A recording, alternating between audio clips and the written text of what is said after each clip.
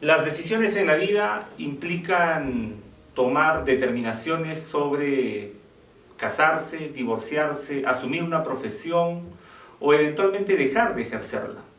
Las decisiones que ocurren en la vida también son decisiones que operan en el proceso.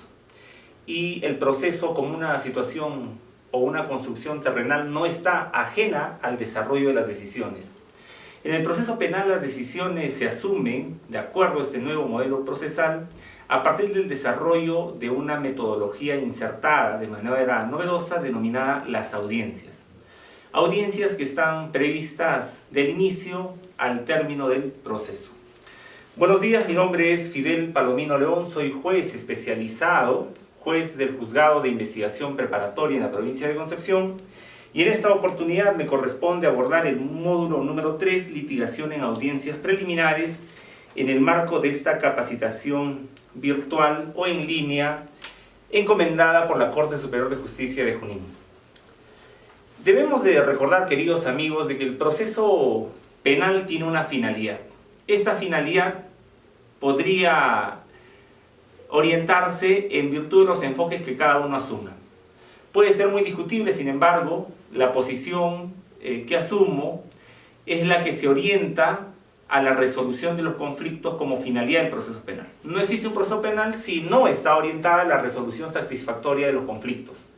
Estamos ante un conflicto cuando se advierte la afectación de un bien jurídico y por consiguiente esta conducta, que es notoriamente gravosa y que debe ser reprimida a modo de prevención, debe de atender de manera eficiente por el Estado la resolución o al menos el esclarecimiento de la conducta acaecida.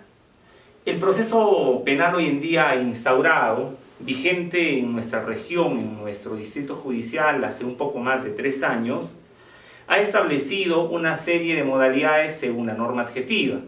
Las modalidades me refiero a la forma de abordar los procedimientos para permitir el esclarecimiento de los hechos delictuosos. Entre estos procedimientos se ha establecido una metodología particular que comprende el desarrollo de las audiencias.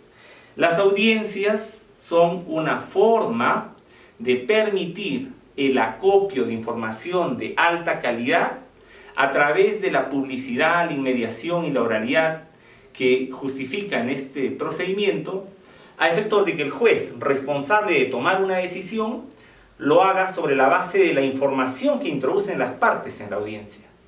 La audiencia, como bien sabemos, viene de aquella denominación a audio o escucha, y la escucha implica la posibilidad de atender a las partes.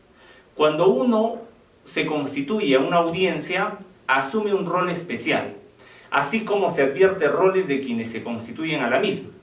El juez tiene la obligación de tomar una decisión en audiencia, pero esta decisión no la puede tomar bajo una determinación preconcebida, sino sobre la base de la información que introduzcan las partes.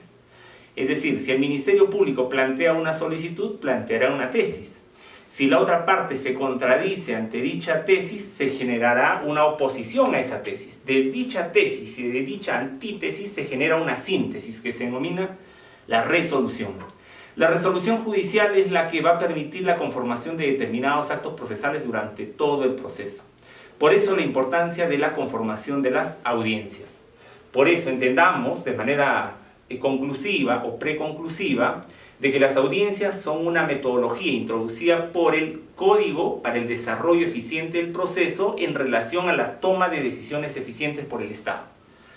Las audiencias están justificadas en 3 principios fundamentales: la oralidad, la inmediación y la contradicción. Hablamos también de la publicidad, pero la publicidad es notoria o sobrecomprendida.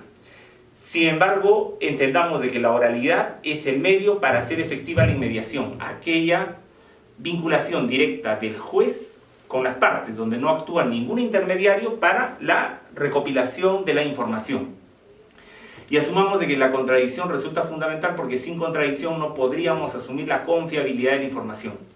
Es como, por ejemplo, si nosotros exponemos al exterior a este cuerpo que es en apariencia sólida, si la soportamos, si las exponemos o lo exponemos ante las inclemencias del sol, del aire, del agua, y este aún resiste, entonces será un medio confiablemente duro o duradero. Si la información que introducen las partes sujeta a las inclemencias, asumamos en este caso las contradicciones, y aún así persiste, no se desacredita, no se relativiza, entonces estamos ante una información confiable. Esa es la importancia de la contradicción que se hace valer durante las audiencias y que a través del medio de la oralidad se permite el acopio de la información de alta calidad para la emisión de las resoluciones en el caso de los jueces. Las audiencias en este nuevo Código Procesal tienen formalidades, pero no son formalidades muy rigurosas o que acarreen necesariamente nulidades, salvo que generen un agravio o indefensión a alguno de los sujetos. Las formalidades que pudiéramos mencionar en relación a las audiencias están vinculadas principalmente con el momento de la instalación de la audiencia, el desarrollo de la audiencia y la conclusión de la audiencia, que es en el fondo la estructura que aborda las audiencias en general durante este modelo. La instalación es un acto unilateral del juez en representación del Estado. Está apoyado en el desarrollo que comprende la intervención de especialistas y asistentes, que implica la convocatoria a los sujetos comprometidos a la audiencia, que implica verificar la debida notificación o conocimiento del mismo, y sobre esta base, garantizando la participación democrática de dichos sujetos, se permita la instalación.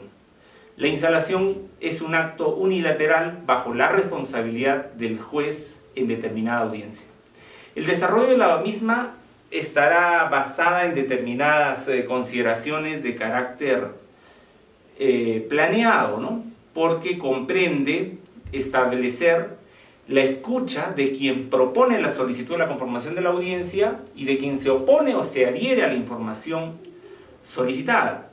De dicho desarrollo se permitirá la contradicción ordenada y por tiempos breves de las partes para que finalmente el juez, a modo de desenlace, asuma la emisión de la resolución que corresponda.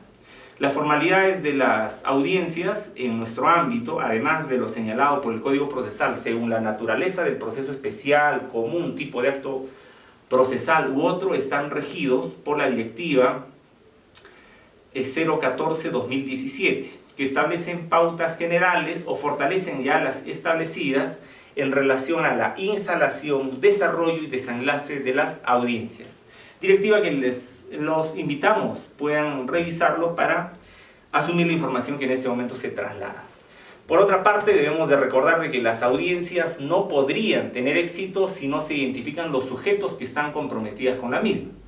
Los sujetos en una audiencia comprenden al que requiere y al que se convoca para contestar el requerimiento.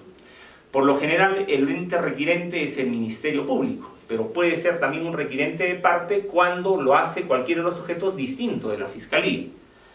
Este ente requirente es el que presentará la alegación, la que deberá objetivamente acompañar los medios que justifican su pedido y que eventualmente podrá ser amparado. El rol del juez en este ámbito es escuchar de manera pausada, serena y principalmente neutral las alegaciones de las partes e inclinarse por la que corresponda en virtud de los medios ofrecidos durante dicha audiencia. Las audiencias en general no son las mismas. Hasta este momento hemos hablado de las audiencias en un sentido muy general, pero las audiencias tienen diversas clasificaciones. El código no lo establece porque el código no es un manual, pero podríamos asumir, de acuerdo al examen de este código, de que las audiencias se clasifican por lo menos hasta en 3 formas de presentación, según la norma adjetiva. Aquellas audiencias que se establecen según el tipo de proceso. Hay audiencias para los procesos especiales, terminación anticipada, proceso inmediato, colaboración eficaz y otros. Tenemos las audiencias según el tipo de proceso. Existen audiencias para el proceso común, audiencias según el acto procesal. Estamos ante audiencias por incidentes o audiencias que comprenden la determinación final del proceso. Y estamos también a otro tipo de audiencias que serían las que se clasifican por la estación procesal. Existen audiencias a nivel preliminar, a nivel preparatorio, durante la etapa intermedia, durante el juicio y durante la ejecución de la misma. En este ámbito vamos a referirnos concretamente a las audiencias en el ámbito preparatorio, las audiencias preliminares, es decir, las audiencias previas al juicio oral. Esta ausencia de clasificación de las audiencias eventualmente genera de que los sujetos, quienes portan roles o posiciones especiales en las audiencias, cuando ignoran la naturaleza de la audiencia, desconozcan también los roles que deben asumir en las mismas. Y por eso es de que hoy en día, y seguramente se va a seguir repitiendo, persisten prácticas inapropiadas que desdibujan la importancia de las audiencias. Cuando, por ejemplo, se presentan audiencias a modo de careta, es decir, convocamos a las partes, pero el juez viene ya con una determinación establecida, una posición asumida y una convicción que le inclina a cualquiera de las partes sin haberlas escuchado. Y eso porque se ha contaminado sobre la base de la información introducida. La revisión del expediente en realidad no es una cuestión que que nos debería llamar a un sorprendimiento negativo, de ningún modo. El problema está de que esta revisión nos lleve a asumir decisiones sin haber escuchado o instalado por lo menos la audiencia. Esta mala práctica lleva a que las audiencias finalmente se conviertan en espacios ritualistas y situaciones procesales extendidas o burocráticas que finalmente generan desconfianza en el ciudadano. Otras de las malas prácticas por el desconocimiento de la naturaleza de las audiencias está en la sobre-ritualización de las audiencias. Hay audiencias que se sobre-formalizan, burocratizan en la medida que las exigencias de cualquiera de las partes, alegando ese falso derecho de defensa, exigen la sobre-notificación en diversos domicilios, o la suspensión innecesaria de audiencias por cortos espacios, y cuestiones de esa índole como la sobredocumentación o la exacerbada recopilación de información estricta por escrito en el acta, que generan dos tipos de registro que hacen cansadas las audiencias, hacen cansado el trabajo de los especialistas, de los asistentes, y que hacen cansada también la función del juez por la revisión o compromiso con dos ámbitos. Uno, la escucha a las partes, y la otra, la revisión de determinadas actas. Cuestiones que en este contexto deberían de irse progresivamente limitando. Recordemos, queridos amigos, de que en el ámbito del Distrito Judicial de Junín, en el año 2018, se han recepcionado 9.951 casos, de los cuales 6.574 comprenden a los juzgados de investigación preparatoria y 3.116 a los juzgados unipersonales. Es decir, del 100% de los casos, por lo menos el 65% lo asumen los juzgados de investigación preparatoria y el 25% lo asumen los juzgados unipersonales.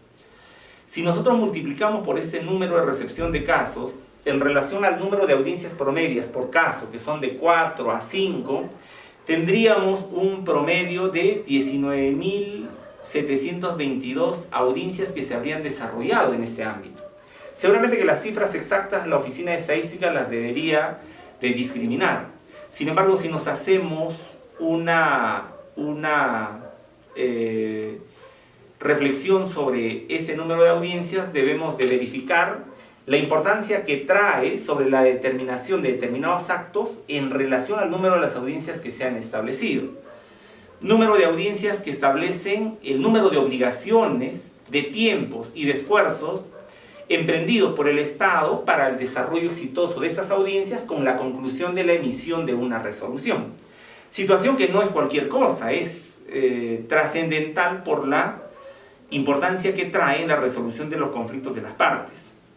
En esta medida, del número de audiencias que están previstas en el Código en relación a las audiencias preliminares, que comprenden concretamente 49 audiencias según la determinación taxativa del Código, pero que es un número no cerrado, sino es abierto, entendemos que por lo menos 5 audiencias se desarrollan a nivel preliminar, 42 audiencias se desarrollan a nivel preparatorio y 2 tipos de audiencia a nivel de ejecución de sentencia. En este último tramo, las audiencias que se promueven como incidentes de ejecución de la pena o incidentes relacionados a la ejecución de la reparación civil.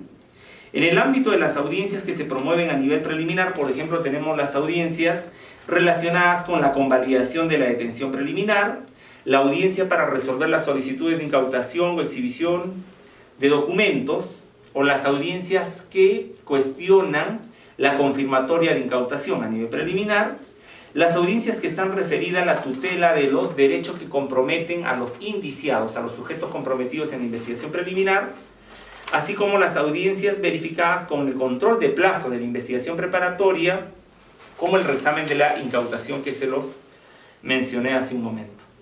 Mientras que el caudal más grande de las audiencias previas al juicio la conforman las audiencias del ámbito preparatorio, que son un promedio de 42 audiencias, según lo señalado por el Código, pero que en la realidad pueden presentarse en un número repetido como audiencias tipo solamente 7 tipos de audiencias. A nivel preparatorio, no las 42 audiencias que como catálogo las tenemos previstas en el Código se desarrollan puntualmente, sino que las de mayor incidencia están vinculadas con el control de la acusación, el control de sobreseimiento en la audiencia preliminar, la prisión preventiva como medida de coerción de carácter personal, las audiencias relacionadas con la discusión de las excepciones, cuestiones previas o cuestiones prejudiciales, la constitución de los sujetos, el control del plazo y la tutela de los derechos a nivel de la investigación preparatoria. En ese ámbito quiero detenerme concretamente, para finalizar esta intervención, sobre 2 tipos de audiencia de capital importancia.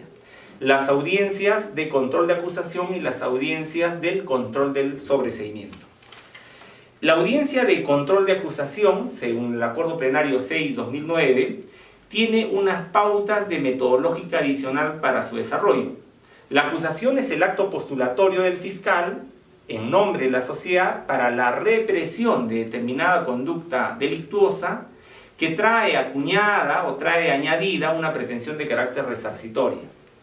Esta audiencia de control de acusación debe desarrollarse en 2 momentos concretos: en un examen formal de la acusación según las reglas del artículo 349 y en un segundo momento en el examen sustancial de las mismas, que implican la revisión del artículo 344. Si alguno de los presupuestos del artículo 344 está presente en la acusación, entonces esta acusación no prosperará con un autoenjuiciamiento, sino que indefectiblemente deberá ser sobreseída.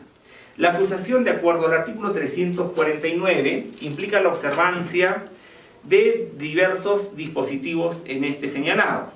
Toda acusación, durante el examen formal, implicará verificar la identificación de los sujetos que comprenden o que comprende la acusación, contra quienes se dirige la acusación. La individualización del sujeto no comprende la impresión de la ficha RENIEC que nos establece los datos generales del ciudadano, sino comprende la información establecida en el artículo 88 del Código Procesal Penal. Cuestión que ha llevado a la modificación de dicho dispositivo, porque cuando ingresó en vigencia este código y hasta antes del año 2015, dicha exigencia no era textualmente introducida en la pretensión planteada por el fiscal. La impresión de la ficha RENIEC en realidad era un abuso que equiparaba la individualización del sujeto en la acusación y era una determinación o práctica equivocada, porque la individualización del sujeto, según la ficha RENIEC, no te establece el monto de sus honorarios, su ingreso, su ocupación, número de hijos, nombre de la cónyuge, bienes inscritos, no inscritos, u otra información que no está prevista en esta información RENIEC, que sí se obtiene del acto investigatorio conforme lo dice el artículo 88. Extremo que un control de acusación durante una audiencia de carácter preliminar deberá exigir el juez de investigación preparatoria.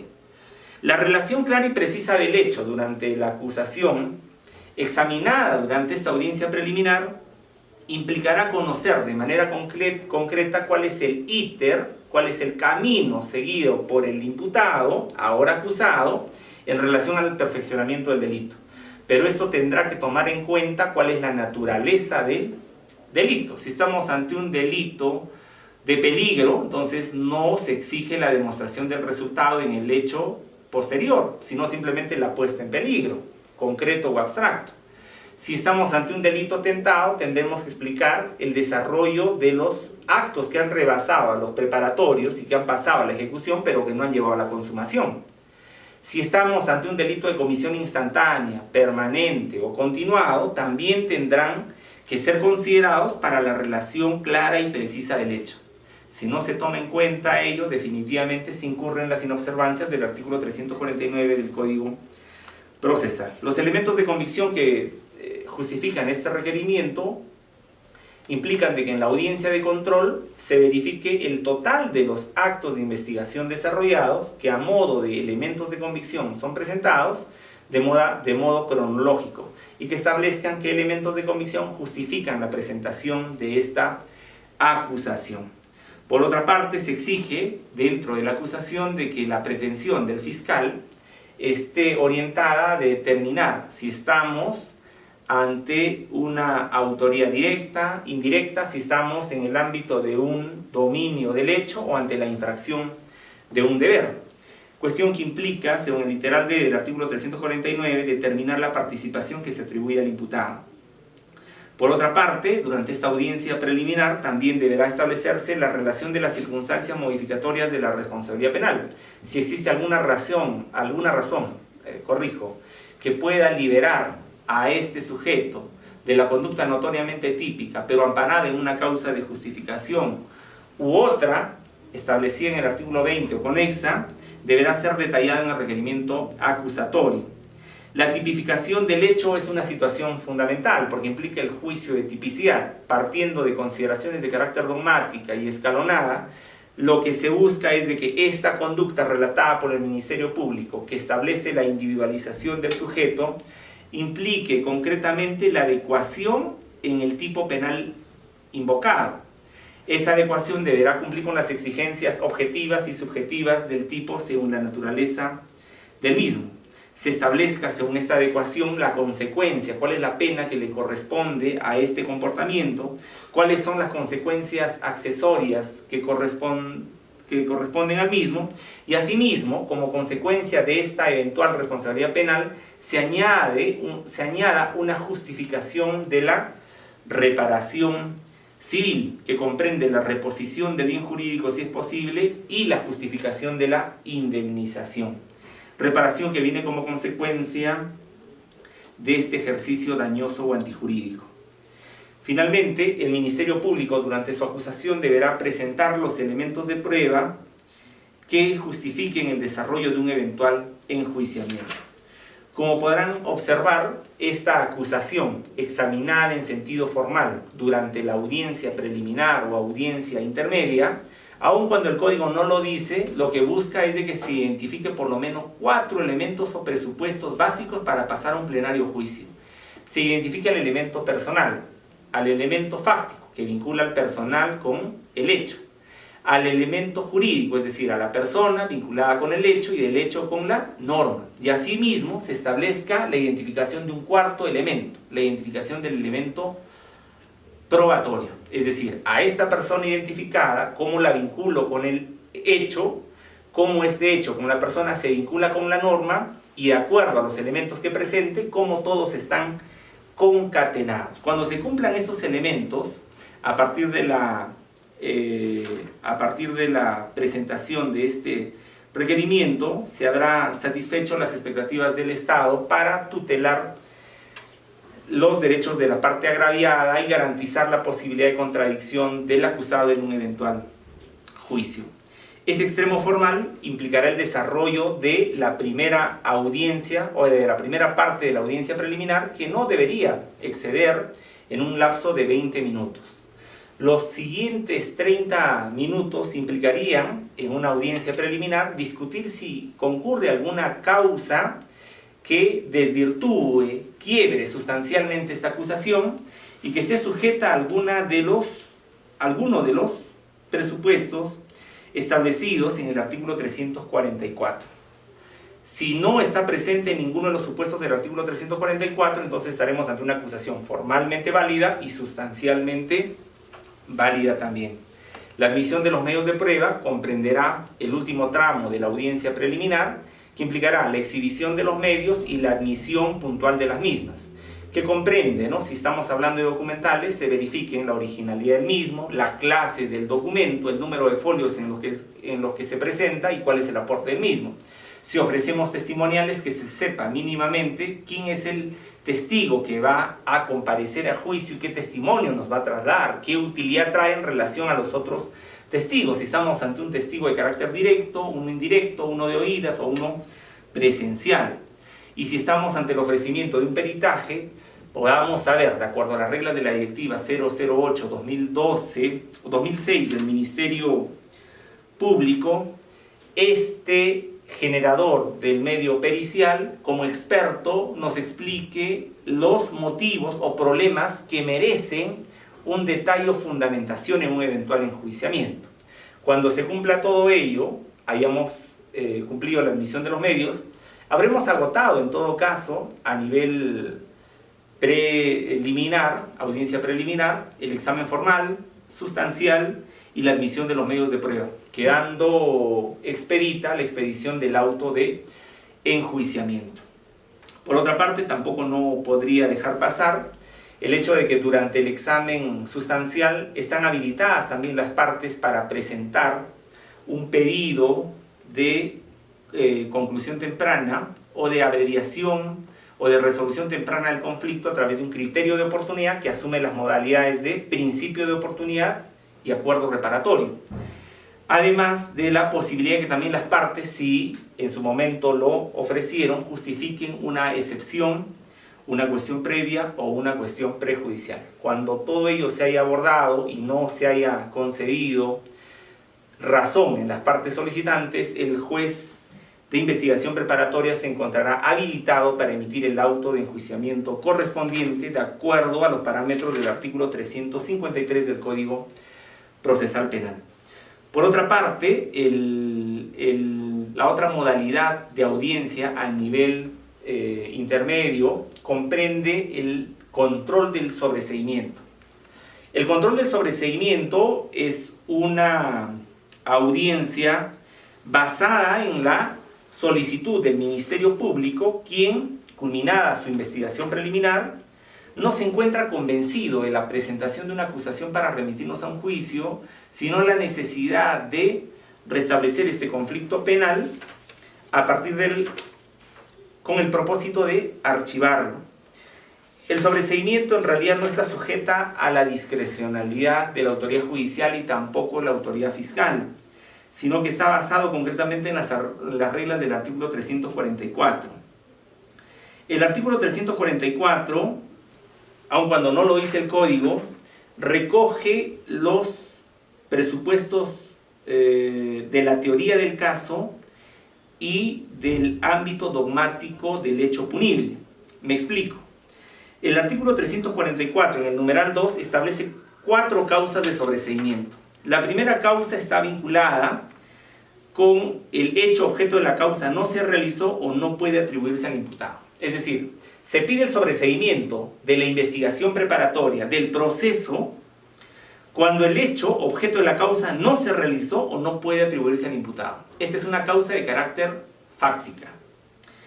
La siguiente causal dice: el hecho imputado no es típico, concurre una causa de justificación, de inculpabilidad o de no punibilidad.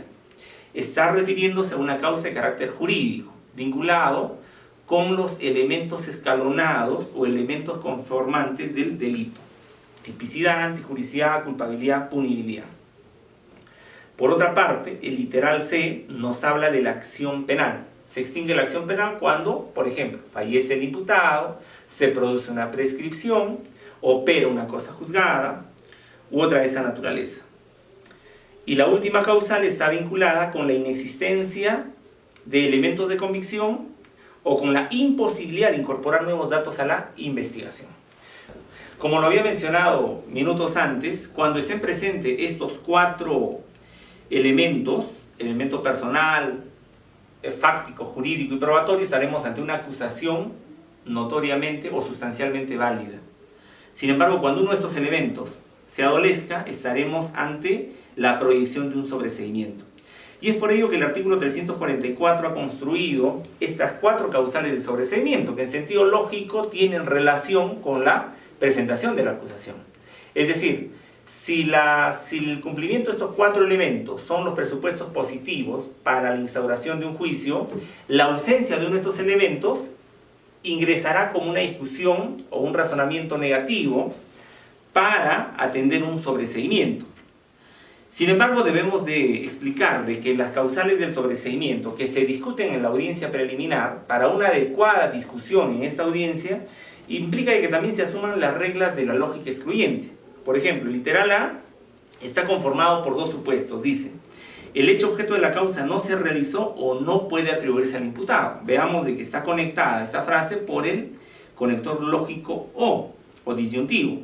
El hecho no se realizó o no puede atribuirse al imputado. Desarrollar una audiencia preliminar invocando esta causal sin el distingo del supuesto específico implicaría desarrollar una discusión o contradicción innecesaria, porque procesalmente no sería técnica dicha discusión. El que lo solicita, Ministerio Público, o lo solicita la parte, si invoca esta causal del literal A, tendrá que remitirse a cualquiera de los 2 supuestos. O el hecho no se produjo o el hecho no puede atribuirse, porque si el hecho no puede atribuirse, eso no implica que el hecho no exista. Sí existe, el hecho sí existe, solo que no puede atribuirse, son cosas distintas. El literal B también implica una causa de exclusión, porque dice, una lógica de exclusión, dice, el hecho imputado no es típico, o concurre causa de justificación, coma, de inculpabilidad o de no punibilidad. Cada una de estas comas implica la determinación de una causal específica. Si el hecho no es típico, lógicamente no es antijurídico, tampoco es culpable y menos va a ser punible. Ahora, si el hecho es antijurídico, eso no implica que el hecho no sea típico, sí es típico, solamente que no va a ser culpable ni tampoco punible. Pero la invocación genérica del literal B en las audiencias preliminares es técnicamente inapropiado, porque no es posible que un hecho a su vez no sea típico, no sea antijurídico, no sea culpable y tampoco sea punible. Esas razones tienen que ser analizadas por el fiscal requirente o por la parte solicitante para que la instauración del debate en la audiencia preliminar sea apropiada. De lo contrario, estaremos ante una discusión bizantina, larga, aburrida y seguramente sin ningún resultado, con la única conclusión que es la desconfianza del ciudadano. Si nosotros invocamos el literal B, el hecho imputado no es típico, por ejemplo, no estamos negando la existencia del hecho. Pueda que el hecho sí haya existido, pueda que el hecho sí sea atribuible al imputado, solamente que no se cumple uno de los presupuestos establecidos en el tipo penal invocado. Por consiguiente, la conducta es atípica. Entonces, cuando se invoquen las causales de sobreseimiento, deberán atenderse las reglas de la exclusión. Las reglas de la exclusión que están presentes en el literal A y en el literal B. No puede invocarse de manera simultánea ambas causales porque traería una confusión notoria o un supino desconocimiento de quien lo solicita. Cuando la acción penal se ha extinguido, cuando la acción penal se encuentra extinta, deberá explicarse cuáles son las causales que llevan a esa extinción. El literal C no lo dice, pero podemos asumir doctrinariamente cuáles son esas causas que llevan a la extinción de la acción, que no está vinculada con una razón fáctica, porque no niega la existencia del hecho. Tampoco está vinculada con una razón de carácter jurídica, sino que está vinculada con una razón periférica. Es decir, este hecho sí existe, este hecho sí puede ser atribuido, sí es típico. Sin embargo, puede operar el hecho de que el imputado haya fallecido. Por consiguiente, la extinción de la acción es indefectible. O puede que el hecho sea típico, el hecho haya existido, el hecho sea atribuido, pero lamentablemente por transcurso del tiempo esté prescrito, se ha superado los márgenes de la interrupción y suspensión de la prescripción. El literal D implica ya no una causa de carácter fáctica, tampoco implica una causa de carácter personal, ni tampoco una causa de carácter jurídica, sino una causa de actividad probatoria o de recopilación o reconstrucción del hecho pasado por el Ministerio Público. En esta causal se tendrá que analizar la diligencia con la que procedió el Ministerio Público y ante su diligencia la imposibilidad de recopilar la información. Nos dice, no existe razonablemente la posibilidad de incorporar nuevos datos a la investigación y no hay elementos de convicción suficientes. Esta causal es una no de carácter excluyente, sino de carácter incluyente. Está conectada por este enlace y no existe la posibilidad de incorporar nuevos datos y los que existan son insuficientes. Quien alegue esta causal de sobreseimiento tendrá que justificar ambos presupuestos: la imposibilidad de recopilar información y la insuficiencia existente a partir de la actuación diligente ejercida. Acá no se discute concretamente, pero sí de manera indirecta, la negación del hecho. Tampoco se discute la negación de la atribución ni la negación de la atipicidad, antijuricidad o culpabilidad. Se está hablando en este contexto de la ausencia de medios que nos permiten reconstruir la existencia de un hecho punible. Por eso es que de manera indirecta sí se niega la comisión del mismo. La insuficiencia no nos genera claridad sobre la presentación de una acusación. Estas reglas señaladas son las que debe de atender el operador fiscal o los sujetos procesales para permitir una discusión alturada y apropiada en una en una audiencia preliminar. Bueno, finalmente podemos asumir algunas conclusiones. Me queda claro de que las audiencias previas al juicio oral se materializan sobre la base de los principios de la contradicción, de la oralidad y de la inmediación. Las audiencias comportan indefectiblemente un deber de colaboración entre los sujetos concurrentes a la misma. En la medida que el estatus de cada sujeto convocado a la audiencia se desempeñe en el marco de su rol, es decir, de sus deberes, tendremos audiencias exitosas. De lo contrario, tendremos audiencias inútiles e innecesarias. Las audiencias son el vehículo para facilitar la resolución exitosa del conflicto y son el medio metodológico para tomar las decisiones en el ámbito procesal penal. Debemos asumir que las audiencias son una metodología asumida por el Código. Las recomendaciones que pudiera trasladar en este contexto están principalmente vinculadas con la eliminación de las malas prácticas que burocratizan las audiencias previas al juicio, la falta de implementación de la dogmática aplicada que se ignora en la discusión de las audiencias que vemos a diario, y el notorio desconocimiento de las reglas de litigación como la falta de manejo de la teoría del caso. Hasta aquí hemos llegado en relación a este tercer módulo y agradezco la asistencia como el acompañamiento de ustedes. Buenos días.